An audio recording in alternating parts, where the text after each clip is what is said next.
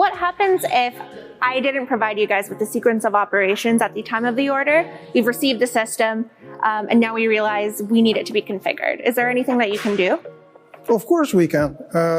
That happens a lot of time. We get orders, we send the product out, it's installed. Before you know it, the building management decides to change the sequence of operation, or they wanted to add more ventilation system to it. So for that, what we do, we take the original configuration file that was shipped with it, we bring it to our computers, we edit it, and then I'll just simply send you that new edited configuration file via email. Okay. You take that file, you connect to the FCS through your USB cable, you just simply upload the new revised configuration file, and now your FCS has the exact configuration that you needed.